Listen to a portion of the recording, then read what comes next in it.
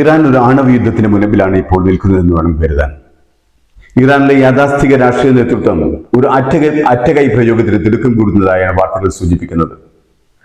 പല യാഥാസ്ഥിക നേതൃത്വവും ഭരണകൂടത്തോട് ആവശ്യപ്പെടുന്നത് ഇറാൻ ആണവായുധം വികസിപ്പിക്കില്ല എന്ന കരാറിൽ നിന്നും പുറത്തു കടക്കണമെന്നാണ്.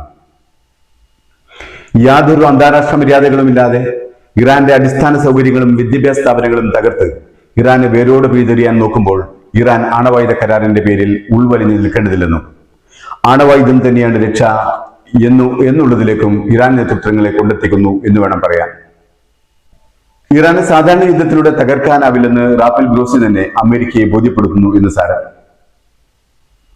ഇറാൻ പാർലമെന്റിൽ അംഗമായ ഫദ ഹുസൈൻ മാലിക്കി പറഞ്ഞത് IAEA ഡയറക്ടർ റാഫേൽ ഗ്രോസി കഴിഞ്ഞ കുറെ മാസങ്ങളായി അമേരിക്കൻ പ്രസിഡന്റ് ഡൊണാൾഡ് ട്രംപിനെ സന്തോഷിപ്പിക്കാൻ വേണ്ടി പ്രേരണ ചെലുത്തുന്ന ആളായി മാറിയിട്ടുണ്ട് എന്നാണ്.